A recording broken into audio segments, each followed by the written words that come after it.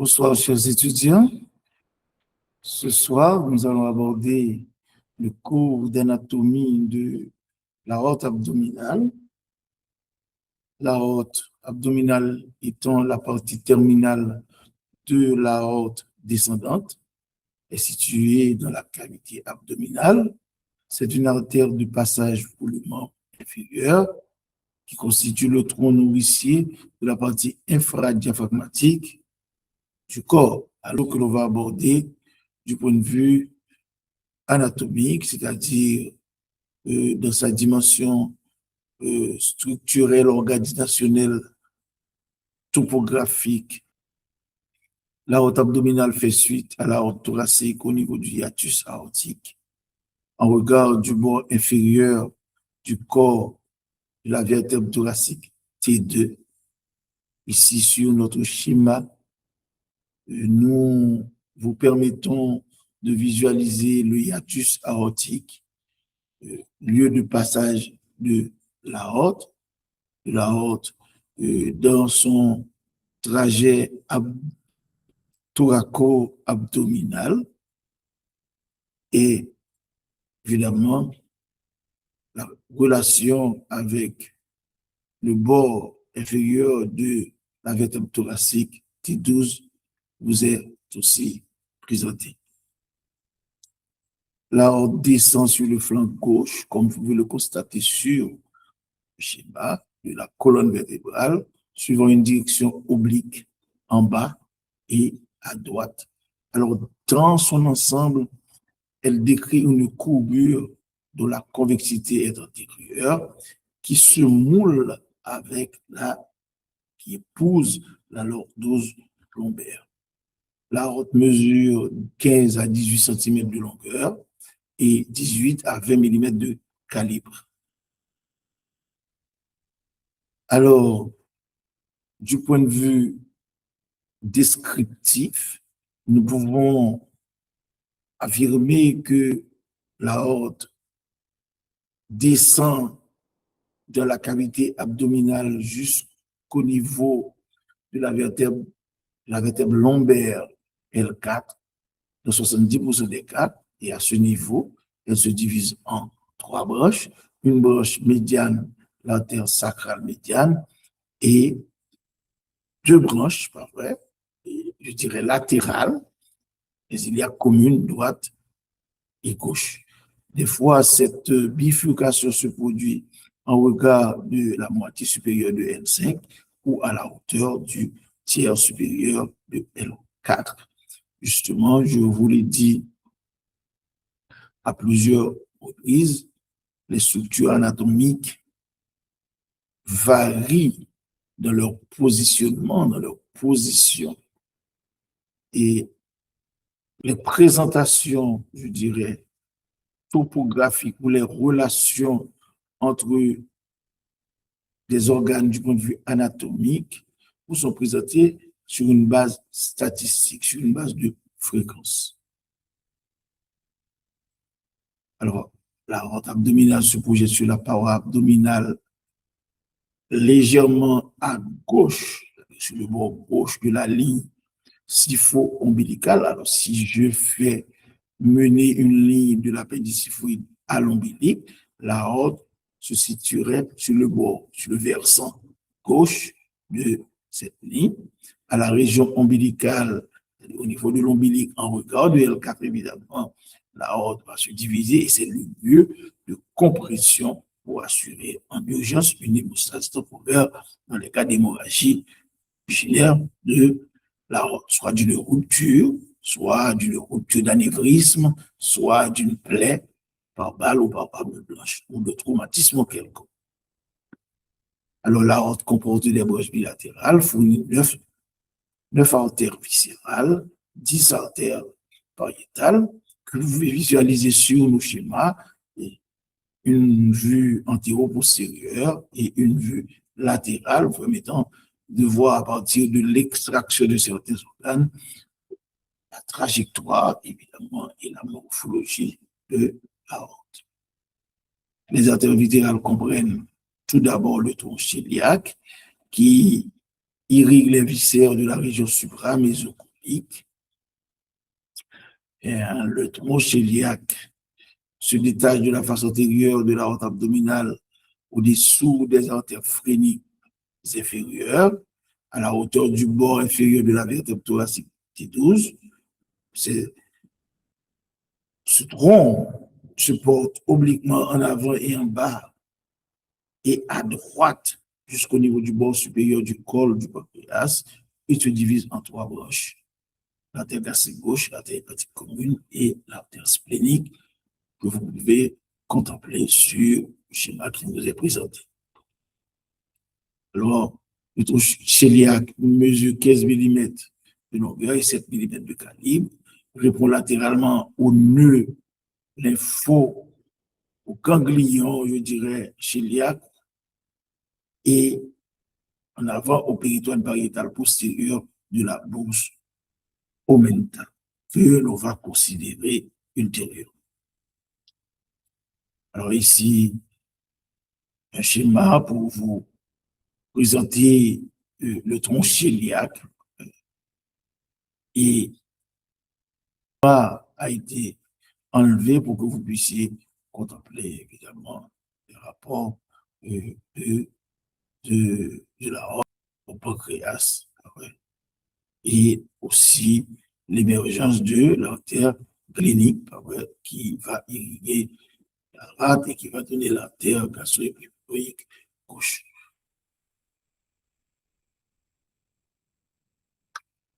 L'artère mésentérique supérieure constitue l'artère nourricière de la plus grande partie de l'intestin grêle, du côlon et du pancréas.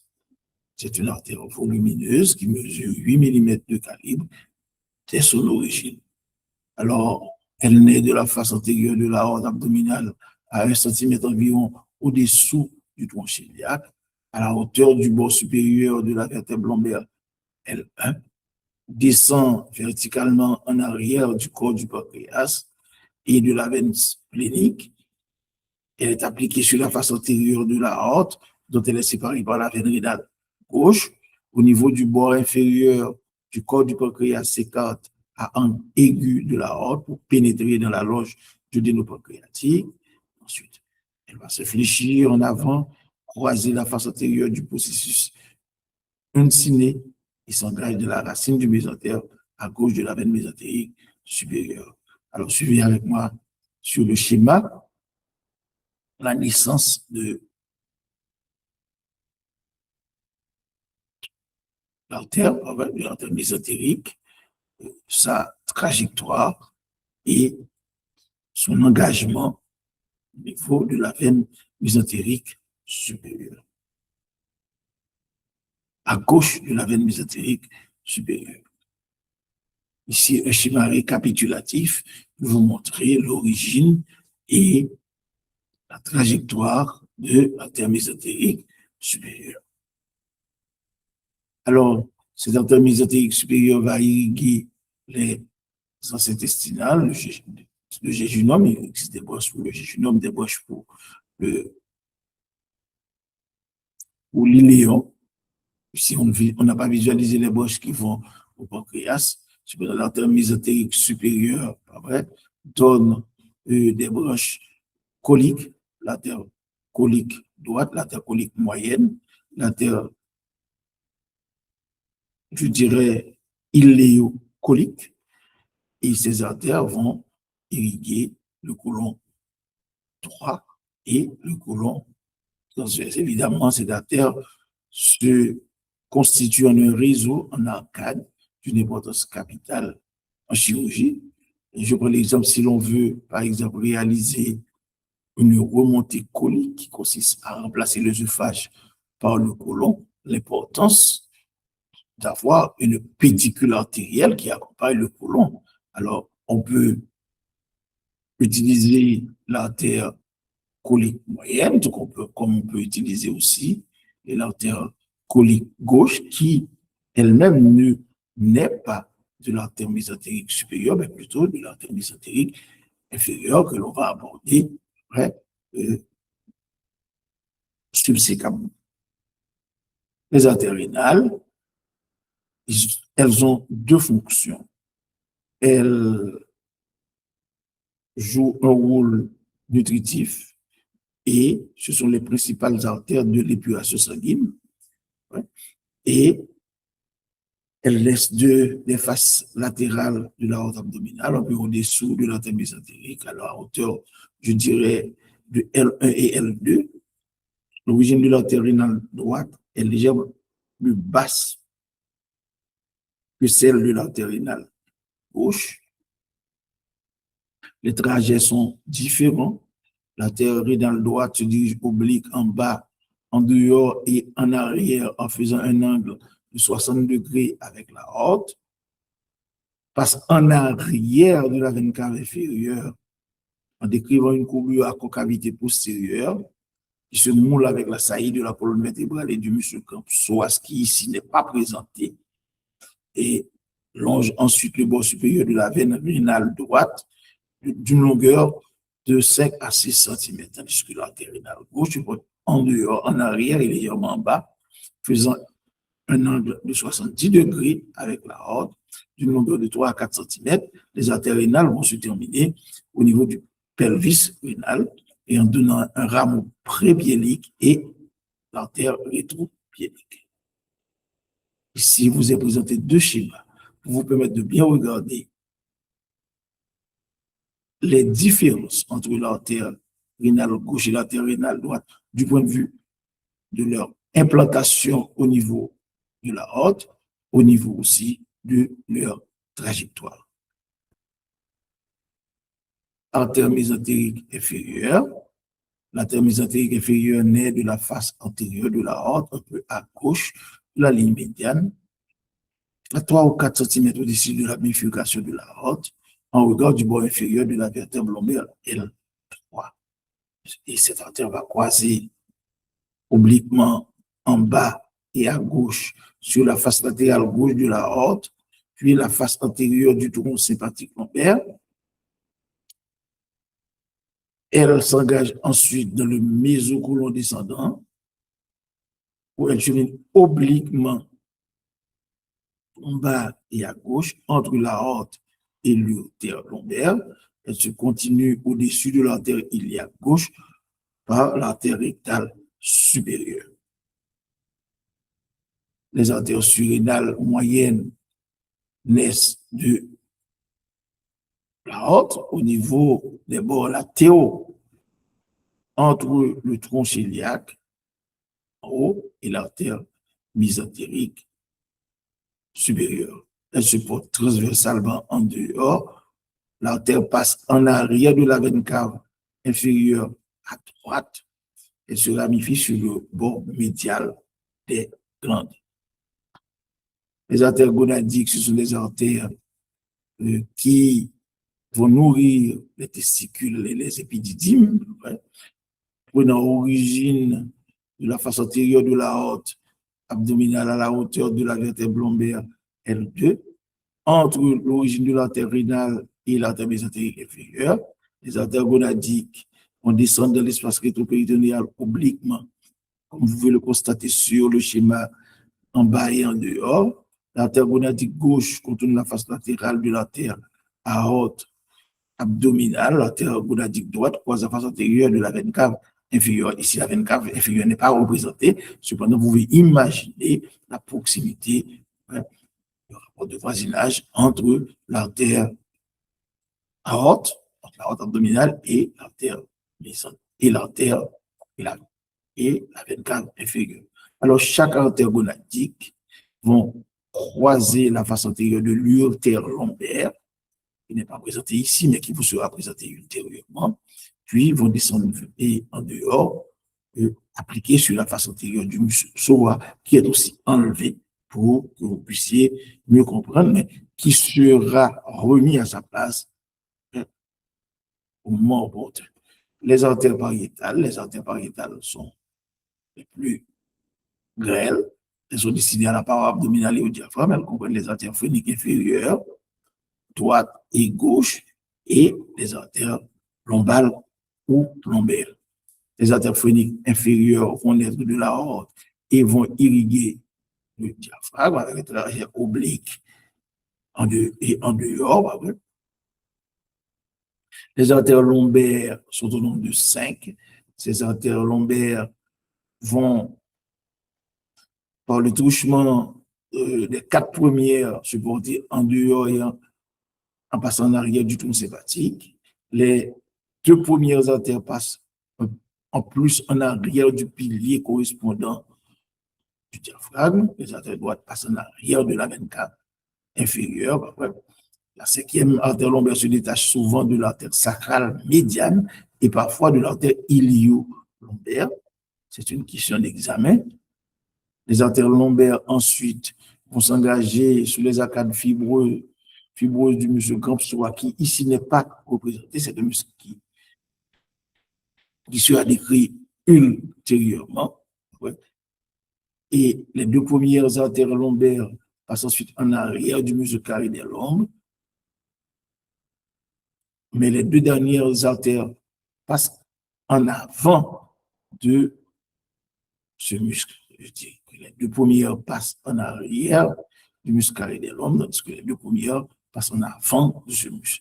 Les artères lombaires vont perforer la lame profonde du fascia thoracolombaire, cheminer entre le muscle transverse et le muscle oblique interne de l'abdomen, qui constitue le muscle antéro-latéral de la paroi de l'abdomen. La 5e lombaire se porte en dehors, s'épuise dans la partie basse de la paroi antéro-latérale de l'abdomen, de la même manière que les artères précédentes.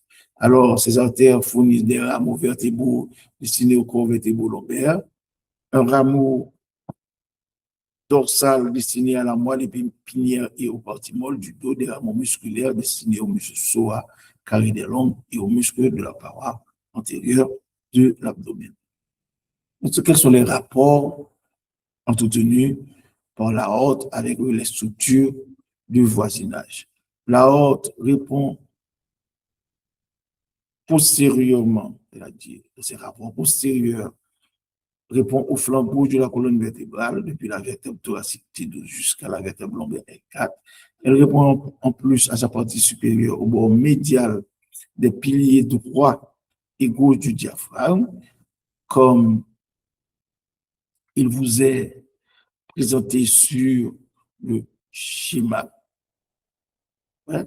Évidemment, en regard de la vertèbre lombaire L1, elle répond du second schéma, évidemment, à la citerne de Schill et l'origine du conduit du canal thoracique. Alors,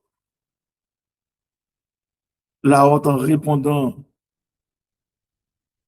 au rachis, répond également au nœud lymphatique rétro-aortique et l'origine du canal thoracique, les artères et les veines lombaires.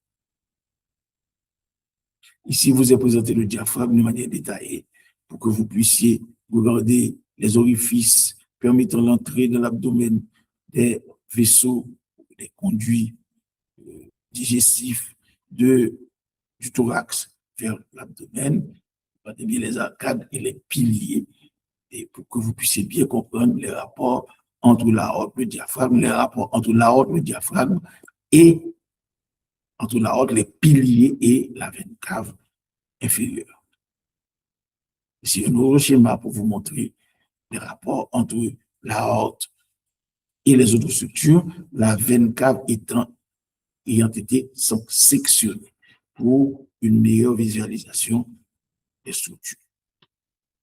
Les rapports antérieurs peuvent être considérés selon plusieurs portions. La portion cœliaque, par exemple, au niveau de cette portion, elle répond au tronc cœliaque. Sur le schéma qui vous est présenté, au plexus cœliaque, au nœud lymphatique préaortique et par l'intermédiaire de la bourse omentale à la petite courbure de l'estomac et à la face viscérale du foie.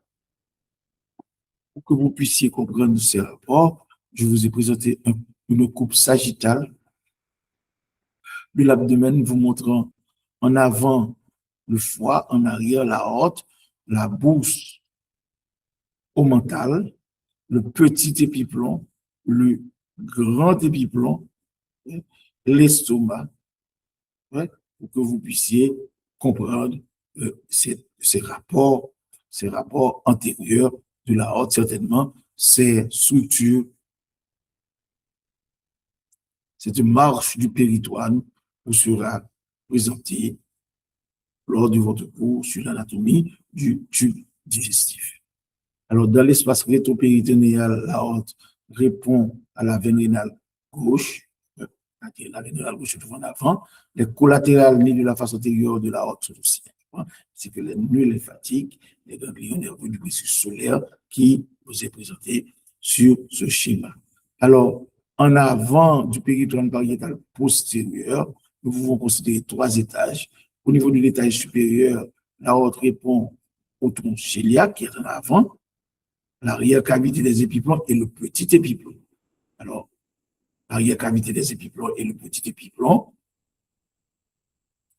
pour que vous puissiez mieux les comprendre, on va les regarder sur ce schéma, sur cette coupe, cette même coupe, qui vous permet de visualiser l'arrière-cavité des épiplons et le petit épiplon, qui est déterminant, qui constitue, je dirais, des éléments entretenant des rapports antérieurs avec l'aorte. Au niveau moyen, l'aorte, comme vous pouvez le constater ici, entretient des rapports avec l'isthme du pancréas, le duodénum, et en bas, quand l'aorte descend beaucoup plus bas, en avant, se trouve également le péritoine et les os grêles, qui ne sont pas présentés ici, évidemment, que vous pouvez facilement imaginer à partir du schéma qui a été présenté antérieurement, montrant l'artère mésentérique supérieure. Alors ici, une coupe transversale passant par le foie, l'estomac, pour vous montrer le petit épiplon, l'arrière-cavité des épiplons, la veine cave et la aorte, évidemment, se trouvant en arrière de ces structures. À droite, on veut dire que le rapport fondamental est réalisé avec la veine cave au niveau de l'étage supérieur. Le pilier droit du diaphragme va s'insinuer entre les deux vaisseaux et à ce niveau, on peut retrouver aussi en avant le lobe codé du foie. Le pilier du diaphragme est en avant et le lobe codé du foie se trouve en arrière. Alors, au niveau du étage inférieur, les deux vaisseaux vont se rapprocher, mais rester séparés par les nœuds lymphatiques situés au niveau lombaire.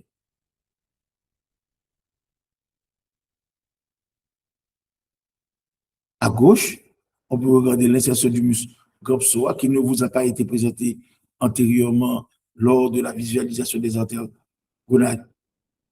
gonadiques ou gonadales, mais maintenant, vous pouvez visualiser et imaginer le trajet de ces artères et le rapport avec le muscle psoas. Il y a les nœuds lymphatiques latéraux-aortiques qui sont aussi à gauche, la glande surrénale, le rein gauche, les voies excrétrices comme le bassinet et l'urètre gauche.